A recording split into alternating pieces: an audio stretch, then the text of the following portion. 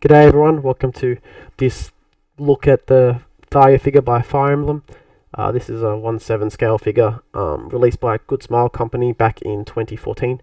What's particularly interesting about this figure is it's become a bit of a grail, as they say, but basically a bit of a really popular figure and one that's hard to find, and also expensive. So we're going to have a look at why, and is she worth the price today that she's selling for. So if you have a look at the original price, she was selling for 11,000 Japanese yen, roughly 140 Australian dollars, which today looks ridiculously cheap. To put it into perspective, I purchased this figure in Denden Town in Osaka, Japan, in 2020. So 6 years after it came out, I purchased the figure for 22,000 yen. So it had doubled in price in that period. I thought that was fairly reasonable considering the time frame. 6 years is a decent amount of time. So that to me seemed fairly reasonable at the time. But if you have a look at the prices today, you're looking at 900, 800, 1,400 Australian dollars here on eBay and on the selling listings. And if you look at the sold listings, you're looking at, again, similar prices, 800. So it's only going up, and the 800 Australian dollars is roughly 66,000 Japanese yen, which is 6 times the original price.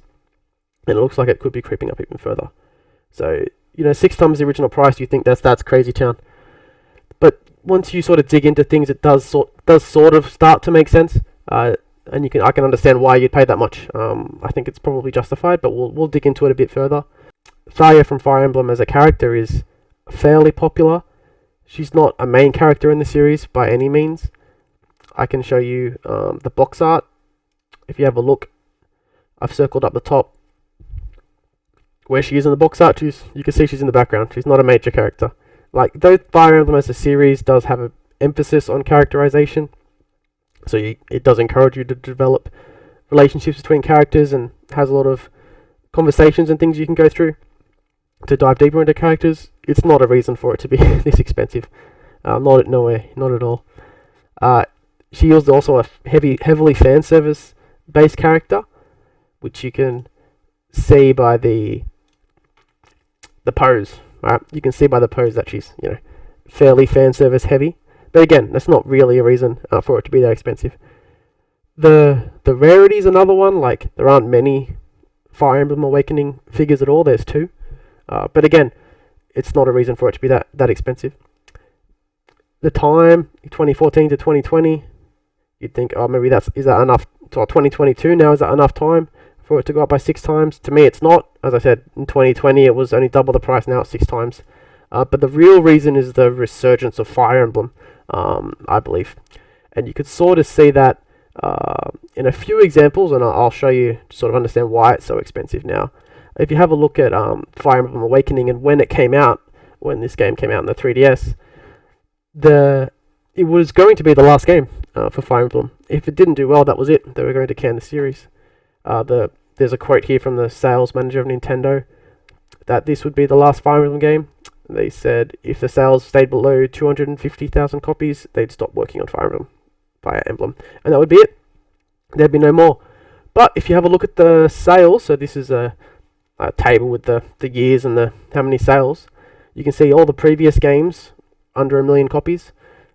The poorer ones, so the ones on, this is the DS and the Wii and the GameCube, 500,000 max.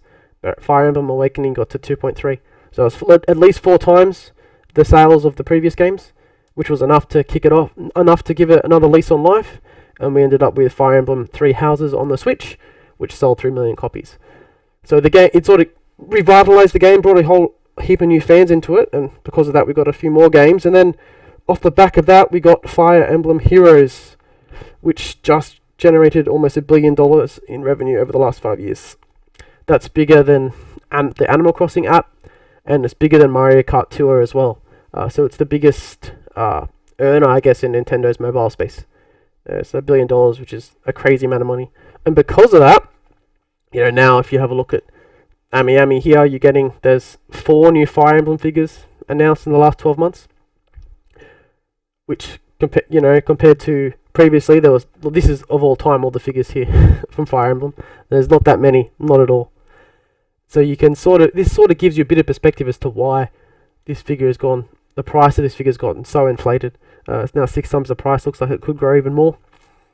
So the question is she worth it? To me, and probably to you as well. I've made this video and you've watched this video, and if you've watched it, then probably it's worth it if you've dedicated this much time to research the character. So to me, it's definitely worth it. I only paid double the price, but if I was looking to buy it today, I'd probably pay the current prices. So on that note, I'll leave it there, and I'll show some shots of my figure personally. And if you have any questions, let me know. Cheers.